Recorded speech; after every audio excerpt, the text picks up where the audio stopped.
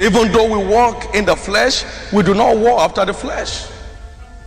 For the weapons of our warfare, they are not carnal, but they mighty through God to the pulling down of strongholds, which includes casting down imaginations. You remember that in 2 Corinthians chapter 10, verse 3 to 5. 2 Corinthians 10, 3 to 5.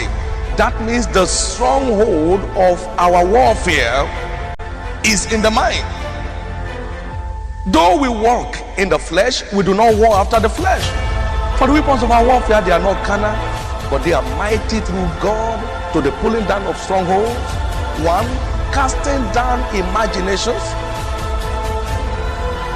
and every high thing that exalts itself against the knowledge of God, and bringing every thought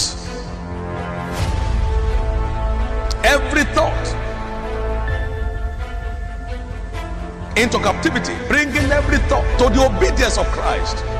Every thought. Now can you see, we're talking about our stronghold, the stronghold of our warfare. He said imaginations, high thing, high logics that exalts itself against the knowledge of God, and bringing every thought into captivity, bringing down every thought that is dealing with the thoughts, so you can secure your heights in God. It's so important. It's so important. Do you know why some people can't just prosper in Nigeria? They already have concluded it is impossible to make it work here. They go through every means, wherever they got their mentality from, they go through every means to escape from the country, not knowing they're escaping from frying pan to fire. And they become miserable individuals. Their lives lose value. Just everything that has happened to them, the entirety of the accident, begins from the mind. The weapons of our warfare, they are to be directed first and foremost in dealing with the thoughts issue,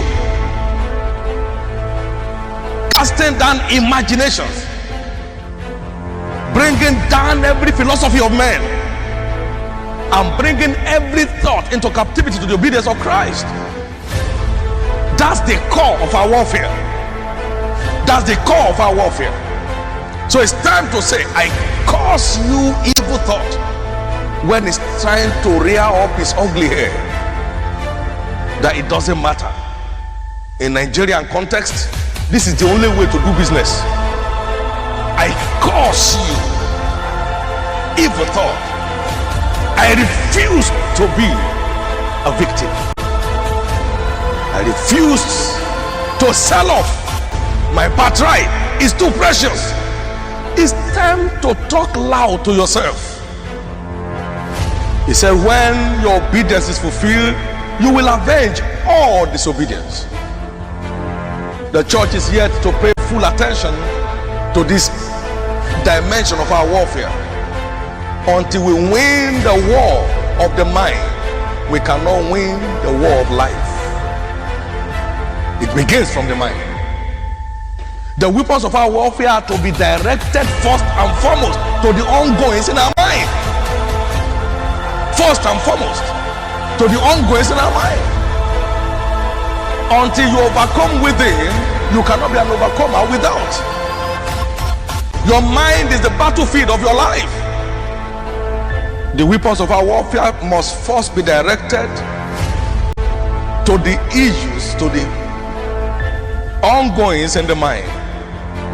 And when we overcome within, we become overcomers indeed. Can I hear your amen? Casting down imaginations and every high thing that exalted itself against the knowledge of God, and bringing into captivity every thought. Bringing into what? Captivity. That is, capture every thought, compel it to obey Christ. Capture every evil thought and bring it into subjection to Christ. No, because he said this. I see you leading captivity captive this week. I said, I see you leading captivity captive this week. I see you leading captivity captive this week. I see you leading captivity captive this week. I see you leading captivity captive this week. I see you leading captivity captive this week. For though we walk in the flesh, we do not war after the flesh. For the weapons of our warfare are not carnal, but mighty through God to the pulling down of strongholds, casting down imaginations and every high thing that exalted itself against the knowledge of God, and bringing into captivity every thought. I like you to underline that word in verse 5. Every thought, bringing into captivity every thought. Until you arrest the thoughts, you remain under arrest. You have to arrest that thought before you can be free from your arrest.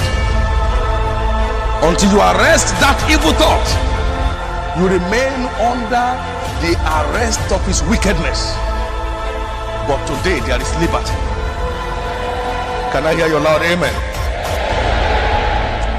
Can I hear your loud amen?